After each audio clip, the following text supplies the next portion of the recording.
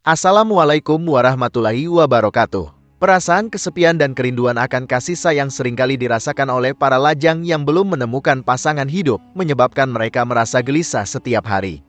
Namun, ada kabar yang mungkin membawa angin segar bagi mereka. Pernahkah Anda mendengar tentang mainan seks atau alat bantu seks?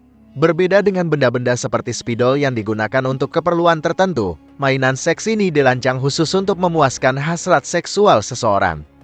Siapa yang pertama kali menciptakan mainan ini?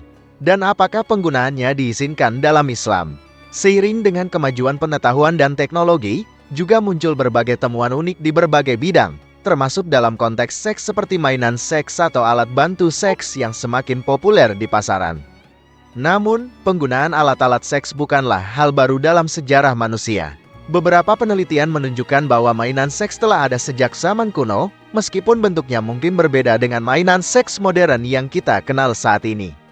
Salah satu contoh adalah penemuan artefak di Swedia, di mana para arkeolog menemukan sebuah objek yang sangat mirip dengan penis yang dipahat dari tulang.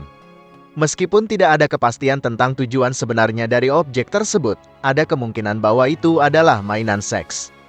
Penemuan ini berasal dari situs penggalian arkeologi di Mol, Swedia, yang kaya akan artefak dari periode Mesolitikum, sekitar tahun 4000 hingga 1500 SM. Penemuan artefak kuno yang menyerupai organ genital manusia, seperti yang terjadi di Swedia, bukanlah satu-satunya insiden yang terjadi. Benda serupa juga telah ditemukan dalam penggalian di Jerman pada tahun 2005, yang terbuat dari batu dan diperkirakan berasal dari sekitar 28.000 tahun yang lalu. Seiring berjalannya waktu, desain benda-benda semacam ini juga mengalami evolusi. Dalam beberapa tahun terakhir, permintaan akan mainan seks terus meningkat di seluruh dunia, dengan peminat terbanyak berasal dari Tiongkok dan bahkan telah menjangkau pasar di Indonesia. Fenomena ini membuat sebuah kota di Tiongkok menjadi produsen utama mainan seks di dunia. Para pejabat di kota Ningbo bahkan telah menetapkan target untuk memasarkan produk-produk mereka ke seluruh dunia. Selama beberapa tahun terakhir, pabrik-pabrik mainan seks telah menjadi penyuplai utama boneka seks di seluruh Tiongkok, dengan Ningbo menjadi produsen ribuan boneka seks setiap harinya. Meskipun pabrik-pabrik mainan seks di Ningbo baru mulai beroperasi sekitar 5 tahun yang lalu, kini kota tersebut telah mampu mengirimkan produk-produknya ke berbagai negara. Permintaan akan boneka seks buatan Ningbo kini datang dari seluruh dunia, yang menjadikan kota ini semakin dikenal sebagai pusat produksi mainan seks terbesar di dunia. Tak hanya itu, Indonesia juga menjadi pasar yang dituju oleh produsen mainan seks. Namun, menurut beberapa data, penjualannya mengalami penurunan yang signifikan selama pandemi. Meskipun saat ini, minat terhadap boneka-boneka tersebut kembali meningkat, terutama karena kebutuhan akan keintiman. Orang-orang, untuk memenuhi kebutuhan seksual mereka, rela menghabiskan sejumlah besar uang untuk membeli boneka-boneka ini dan menyimpannya di rumah. Dengan memiliki boneka-boneka ini, mereka dapat memuaskan kebutuhan seksual tanpa risiko menyakiti orang lain atau membayar layanan prostitusi. Boneka seks dibuat dari bahan yang elastis dan fleksibel, sehingga dapat dibentuk sedemikian rupa sehingga menyerupai manusia asli. Beberapa bahkan dilengkapi dengan kecerdasan buatan, memungkinkan orang untuk membina hubungan emosional dengan boneka tersebut. Meskipun telah populer dan tersebar luas, para ulama memiliki pandangan yang berbeda tentang penggunaan mainan seks atau boneka seks ini. Allah Subhanahu wa Ta'ala memberikan batasan-batasan kepada hambanya agar tidak terjerumus ke dalam perilaku yang tercela, termasuk dalam hal keinginan seksual. Allah berfirman, "Dan orang-orang yang menjaga kemaluannya kecuali terhadap istri-istri mereka atau budak yang mereka miliki, maka sesungguhnya mereka dalam hal ini tiada tercela.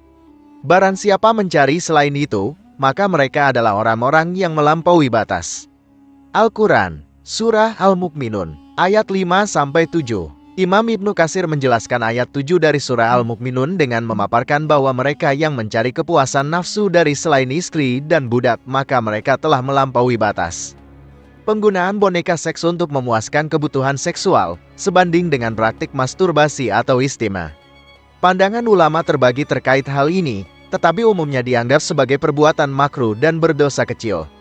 Menurut Tianatu Tolibin oleh Syekh Abu Bakar Seta, ditegaskan bahwa tidak dibenarkan melakukan tindakan tersebut dengan menggunakan tangannya sendiri atau tangan orang lain selain pasangan, suami atau istri.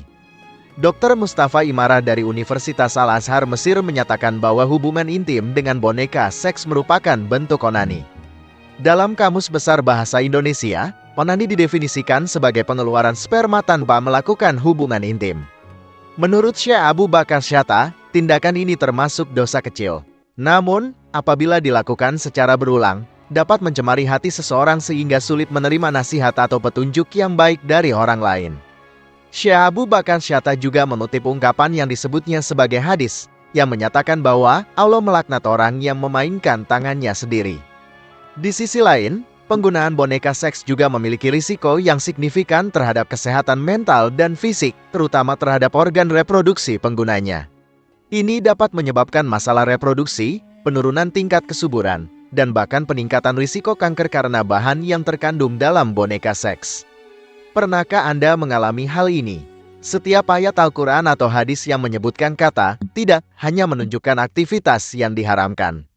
Namun, jika pasangan suami atau istri yang melakukan hal tersebut dengan menggunakan tangan satu sama lain, maka tindakan tersebut hanya dianggap makruh. Hal ini sejalan dengan yang disebutkan dalam kitab Fathul Mu'in, bahwa menggunakan tangan istri untuk masturbasi oleh suami, atau sebaliknya, dianggap makruh karena dapat dianggap sebagai permainan dengan organ reproduksi suami hingga terjadi ejakulasi. Hal ini serupa dengan praktek azal, atau mengeluarkan sperma sebelum mencapai orgasme, yang kemudian sperma tersebut keluar di luar vagina. Beberapa ulama yang mengharamkan praktik tersebut adalah ulama Maliki dan Syafi'i. Ulama Syafi'i memberikan alasan bahwa Allah Subhanahu wa Ta'ala memerintahkan untuk menjaga kemaluan kecuali di hadapan istri atau budak perempuan yang diambil dari hasil peperangan. Allah Subhanahu wa Ta'ala berfirman, "Dan orang-orang yang menjaga kemaluannya kecuali terhadap istri-istri mereka atau budak-budak yang mereka miliki, maka sesungguhnya mereka dalam hal ini tiada tercela. Barang siapa mencari yang di luar itu, maka mereka itulah orang-orang yang melampaui batas." Al-Quran Surah Al-Ma'arij, ayat 29-31. Ini merupakan dasar pemikiran dari ulama Syafi'i dan ulama Maliki, yang didukung juga oleh sebuah hadis. Ada 7 golongan yang tidak akan diperhatikan Allah pada hari kiamat.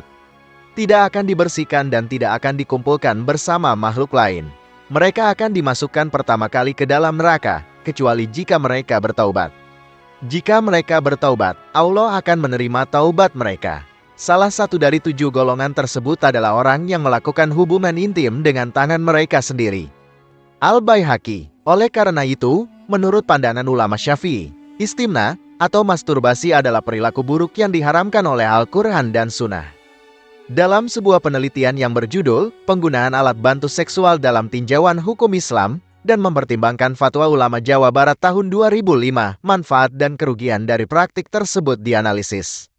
Dari penelitian tersebut disimpulkan bahwa penggunaan alat bantu seks tidak dianjurkan bagi mereka yang sudah menikah atau pernah menikah, tetapi dianggap sebagai larangan atau makruh tahrim bagi mereka yang belum menikah, khususnya perempuan yang masih perawan. Walaupun demikian, mayoritas ulama tetap tidak mengharamkan penggunaan boneka seks sebagai pelampiasan untuk hawa nafsu. Sebagai umat Islam, kita seharusnya mencari alternatif yang lebih baik, seperti olahraga rutin, yoga, atau puasa Senin Kamis. Demikian pembahasan kali ini. Semoga bisa bermanfaat untuk kita semua. Amin ya rabbal alamin.